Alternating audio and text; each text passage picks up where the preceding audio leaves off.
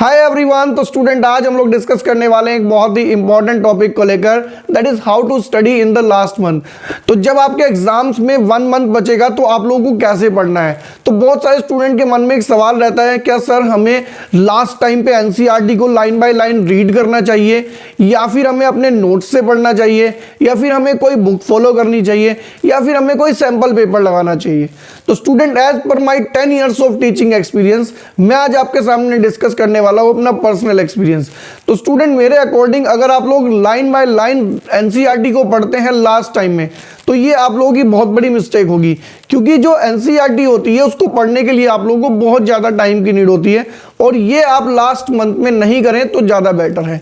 अगर आप लोगों के पास नोट्स हैं और आपने ऑलरेडी अपने नोट्स पहले से पढ़े हुए हैं, आप उनके सारे कंसेप्ट को अच्छे से जानते हैं, तो आप अपने नोट्स फॉलो कर सकते हैं, ठीक है। और अगर आप लोगों ने पहले से नोट्स नहीं पढ़े हुए हैं, आपने वो नोट्स किसी स्टूडेंट से लिए हैं या आपने कहीं नेट से डाउनलोड किए हैं, तो उस कंडीशन में अगर आप लोग नोट्स से पढ़ना चाहते हैं तो आप पूरे के पूरे नोट्स ना पढ़ के आप उसके अंदर वो टॉपिक्स मार्क कर लीजिएगा जो टॉपिक्स प्रीवियस ईयर्स में पूछे गए हैं।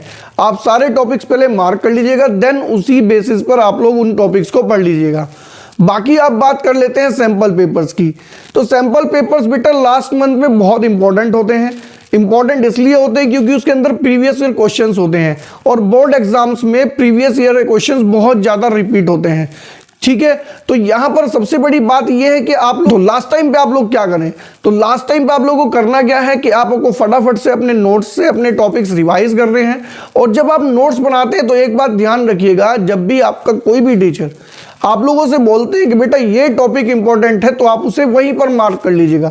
क्योंकि कोई भी टीचर अगर कहता है कि ये टॉपिक इंपॉर्टेंट है, तो उन्होंने कहीं ना कहीं वो एग्जाम्स में देखा होगा आते हुए, क्योंकि जो इंपॉर्टेंट होते हैं उन्हीं को मार्क कराते हैं टीचर्स भी। क्लियर है। तो टीचर के किसी भी पॉइंट को आप लोग इग्नोर ना करें।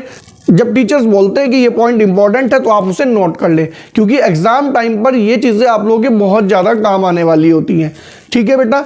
और बात मैं सैंपल पेपर पे आता हूँ, तो सैंपल पेपर के लिए मैं फिर से आप लोगों को यही बात कहूँगा कि सैंपल पेपर लास्ट टाइम में बहुत ज़्यादा इंपॉर्टेंट होते हैं। पीवाईक्यूज उसमें होते हैं, आप लोगों को पेपर का पैटर्न पता चलता है कि पेपर किस टाइप से आएगा, पेपर में किस टाइप के क्वेश्चंस पूछे जाते हैं। तो ये सारी बातें आप लोगों को सैंपल पेपर से पता चलेंगी।